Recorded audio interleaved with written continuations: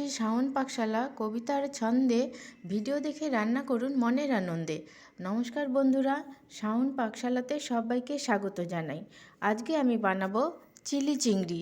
এটা ইউটিউবে প্রথম এবং আমার চ্যানেলেও এটা প্রথম। আমি কেমনভাবে রান্নাটা করি আপনারা স্টেপ বাই স্টেপ দেখে নেবেন। তার জন্য চিলি চিংড়ি করার জন্য আমি ছোট চিংড়িগুলো নিয়েছি, নিয়ে ভালো মতো করে খোসা ছাড়িয়ে ধুয়ে নিয়েছি। লেজের দিকটা খোসাটা ছাড়াইনি, এটা লেজের দিকটা খোসাটা রেখে দিয়েছি, আর তাছাড়া সমস্তগুলো খোসা ছাড়িয়ে ভালো মতো করে ধুয়ে নিয়েছি। চিলি চিংড়ি করার জন্য যে যে ইনগ্রিডিয়েন্টসগুলো দরকার, তার জন্য আমি নিয়েছি একটা পেঁয়াজের পাপড়িগুলোকে খুলে নিয়েছি, একটা ক্যাপসিকামকে সিডসগুলো ছাড়িয়ে নিয়ে ক্যাপসিকামগুলোকে এরকম ডুমো ডুমো করে কেটে নিয়েছি রসুন কুচি, আদা কুচি, কিছু কাঁচা লঙ্কা কুচি নিয়েছি, এখানে নিয়েছি সাদা তিল আর একটা ডিম। এখন আমি কিভাবে রান্নাটা করি আপনারা দেখে নিন। চিলি চিংড়ি বানানোর জন্য আমি প্রথমে একটা ব্যাটার বানিয়ে নেব। তার জন্য আগে ডিমটাকে একটা ফাটিয়ে নিচ্ছি। আমি ব্যাটারটা বানানোর জন্য ডিমটা আমি ঢেলে দিচ্ছি এই বড় বাটির মধ্যে। এখানে আমি 2 চামচ চালের গুঁড়ো নিয়েছি। এর মধ্যে আমি ডিমটা অল্প অল্প করে দিয়ে দেব।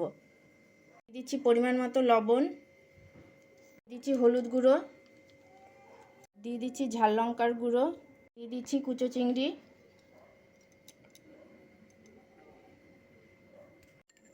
দিয়ে দিচ্ছি ডিমের কুসুমটা নিয়েছিলাম না, এর মধ্যে দিয়ে দিচ্ছি। এখন দিয়ে সমস্ত কিছুর সাথে চিংড়ি মাছটাকে ভালো মতো করে মেখে নেব।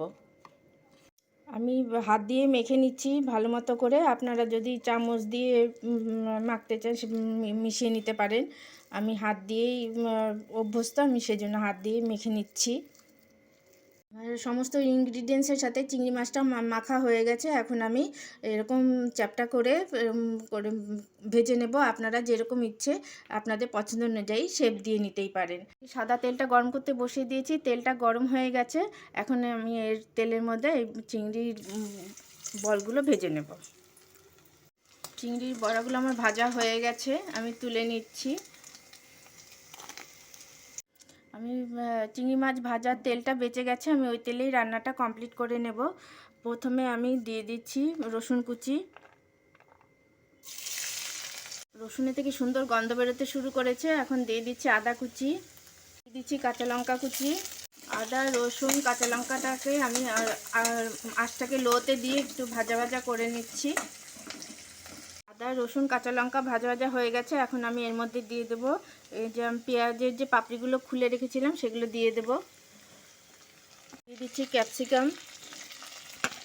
মাছটাকে লোতে দিয়ে আমি এগুলোকে একটু ভালো মতো করে নেড়ে নেব তেলের সাথে।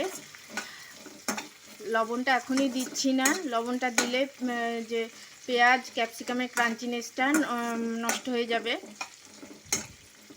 দিয়ে দিচ্ছি হলুদের গুঁড়ো, দিয়ে দিচ্ছি ঝাল লঙ্কার গুঁড়ো। ঝাল লঙ্কার গুঁড়োটা অপশনাল, যদিও চিলি চিংড়ি সেই জন্য আমি একটু ঝালটা আমরা বেশিও খাই, ওই জন্যই ঝাল লঙ্কার গুঁড়োটা দিচ্ছি। আপনারা চাইলে দিতেও পারেন, নইলে নাও দিতে পারেন। দিচ্ছি গোলমরিচের গুঁড়ো, দিয়ে দিচ্ছি কাশ্মীরি লঙ্কার গুঁড়ো। আঁচটাকে লোতে দিয়ে সমস্ত কিছু মশলার সাথে ভালো মতো করে ক্যাপসিকাম পেঁয়াজ রসুন আদার সাথে ভালো মতো করে মিশিয়ে নিচ্ছি। আমি একটা বাটি নিয়েছি, বাটির মধ্যে অল্প জল নিয়েছি, রুম টেম্পারেচারে থাকা জলটাই নিয়েছি। ওই জলের মধ্যে দিয়ে দিচ্ছি সয়া সস, দিয়ে দিচ্ছি গ্রিন চিলি সস, দিয়ে দিচ্ছি টমেটো সস, দিয়ে দিচ্ছি শেজওয়ান সস, দিয়ে দিচ্ছি 1 চামচ কর্নফ্লাওয়ার।